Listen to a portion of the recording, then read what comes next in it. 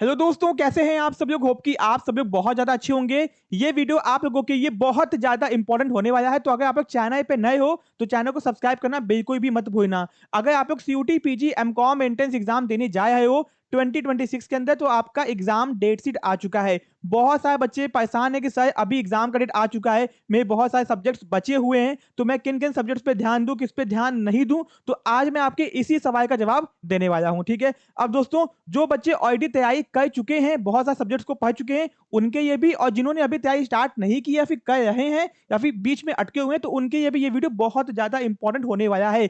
इस वीडियो में मैं आपको 3-4 चीजें प्रोवाइड भी करूंगा और बताऊंगा भी, तो वीडियो इंपॉर्टेंट है, ध्यान से अंत तक बने रहना, ठीक है। अब दोस्तों, एमकॉम एंट्रेंस के पीवाईक्यू 20, 21, 22, 23, 24, 25, इसके पहले के भी पीवाईक्यू दोस्तों मेरे पास में हैं, और मैं आपको बताऊंगा कि किस साल कौन कौन से क्वेश्चन किस किस सब्जेक्ट से आए हुए हैं, ठीक है।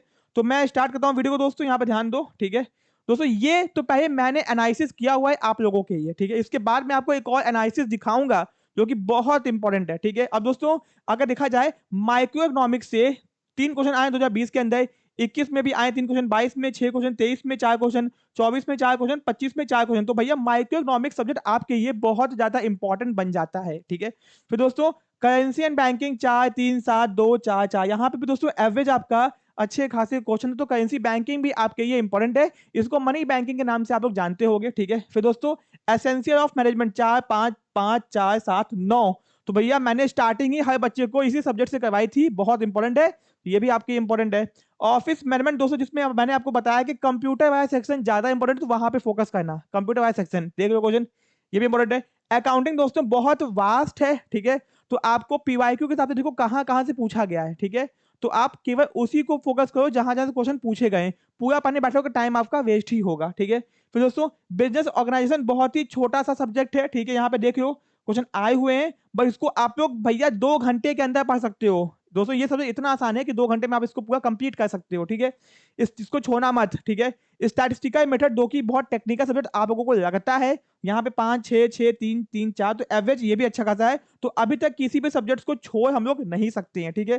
फिर आते हैं पब्लिक फाइनेंस के ऊपर 1, 4, 0, 1, 2, 2, तो इसको चाहो तो आप लोग लेफ्ट आउट कर सकते हो, चाहो तो छोड़ सकते हो, नहीं पढ़े कोई बात नहीं, ठीक है। फिर दोस्तों, बिजनेस लॉ यानी कि Indian contract act, sales of goods act, negotiable instrument act, consumer protection act, और दोस्तों फेमा, ठीक है। तो भैया ये आपके इंपॉर्टेंट है, इसको छोड़ना नहीं है। कॉस्ट अकाउंटिंग दोस्तों बहुत ज्यादा कठिन नहीं है, एग्जाम में थ्योरेटिकल क्वेश्चन पूछता है और स्टैंडर्ड और मार्जिनल का न्यूमेरिकल पूछता है, ठीक है, ये भी आपका आसान है और अच्छा खासा क्वेश्चन भी आया हुआ है, ठीक है।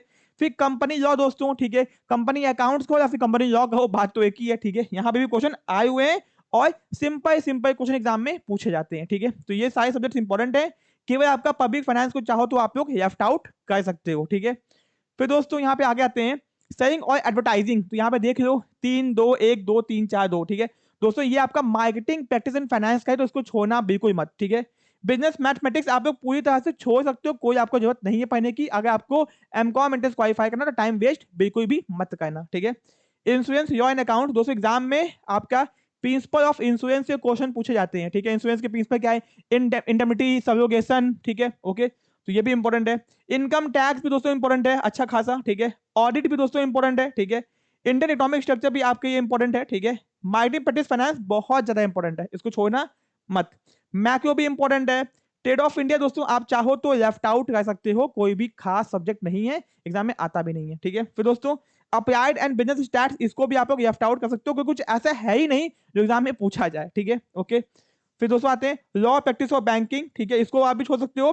डेवलपमेंट बैंकिंग को मत छोड़ना, वो इंपॉर्टेंट है, और क्वांटिटेटिव इकोनॉमिक्स को भी आप लोग दोस्तों छोड़ सकते हो, ठीक है, ओके। तो ये हो गया पीवाईक्यू एनालिसिस दोस्तों, अभी रुक जाओ, अभी मैंने एक और एनालिसिस है जो कि मैं आपको दिखाऊंगा, ठीक है। अब दोस्तों, अगर आपको पीवाईक्यू चाहिए पीछे 5 साल के विद आंसर और एक्सप्लेनेशन के साथ में, एकदम सही एक्सप्लेनेशन के साथ में, तो हम लोग की ऐप के अंदर ये अवेलेबल है, हम लोग की ऐप को डाउनलोड कीजिए, वहां से आप पीवाईक्यू परचेज कर सकते हैं। पीछे 5 साल की दिख रहा होगा आपको विद आंसर की, और इन्हीं पीवाईक्यू का आप लोग एज अ मॉक टेस्ट भी दे सकते हो ऑनलाइन के फॉर्म में, ठीक है।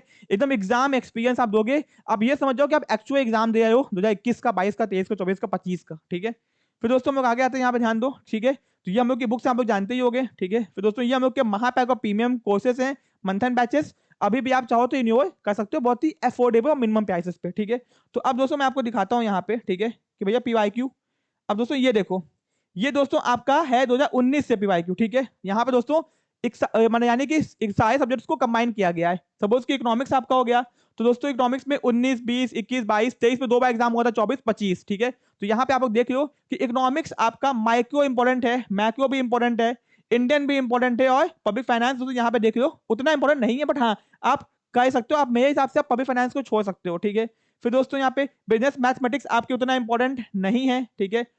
क्वांटिटेटिव इकोनॉमिक्स पूरा छोड़ के आ जाओ, कोई दिक्कत नहीं है। अप्लाइड बिजनेस स्टैट्स आप पूरा छोड़ दो, यानी कि भैया आप क्वांटिटेटिव और अप्लाइड को अच्छे से छोड़ सकते हो, कोई दिक्कत की बात नहीं है। फिर दोस्तों आगे देखियो 2019 का भी यहाँ पे कंपैरिजन इसी में आपको दिखाया हूँ। 19 के केवल कॉमर्स के 75 क्वेश्चंस को लिया गया है। जब 19 में एग्जाम हुआ था 2019 में, तो आपका 25 क्वेश्चन जनरल क्वेश्चन थे और 75 क्वेश्चन कॉमर्स के थे, ठीक है।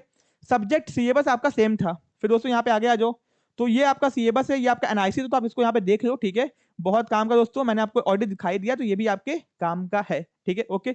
अब दोस्तों काम की और चीज क्या है, यहाँ पे ध्यान दो, ठीक है। दोस्तों यहाँ पे क्या है कि किस साल कौन से क्वेश्चन पूछे गए हैं, किस साल कौन से क्वेश्चन पूछे गए हैं, मैंने आप लोगों की यहाँ पे बना दिया है, ठीक है। ये देखो, अब दोस्तों ये देखो, ये है क्या आपका माइक्रो इकोनॉमिक्स, ठीक है। 2025-27 मार्च में जो एग्जाम हुआ था, कौन से क्वेश्चन पूछे गए हैं, ठीक है। नीचे देखो, फिर दोस्तों इसका आंसर भी यहाँ पे दिया गया है, ठीक है। फिर 2024 में कौन से क्वेश्चन पूछे गए हैं, यहाँ पे ध्यान दो, ठीक है। इसका भी यहाँ पे दोस्तों आंसर दिया गया है, ठीक है, ये देखो, ओके। तो यहाँ पे देख लो दोस्तों, फिर नीचे उसका आंसर भी दिया गया है। फिर दोस्तों 23 जून में कौन सा पूछा गया है, तो दोस्तों ऐसे ही सारे क्वेश्चंस यहाँ पे दिए गए हैं, ठीक है। दोस्तों इसी तरीके से आपका यहाँ पे ध्यान दो, मैक्रो के भी क्वेश्चन है, ठीक है, ये देखो यहाँ पे आपके मैक्रो के भी क्वेश्चन है दोस्तों, यानी कि ईआई वाइज कौन कौन से क्वेश्चन पूछे गए यहाँ पे आपको एनालिसिस करके दिया गया है। यानी कि केवल ये नहीं कि कौन कौन सा क्वेश्चन आया है, कौन कौन से क्वेश्चन आए हैं, प्रॉपर विद आंसर के साथ में आपको यहाँ पे है, ठीक है।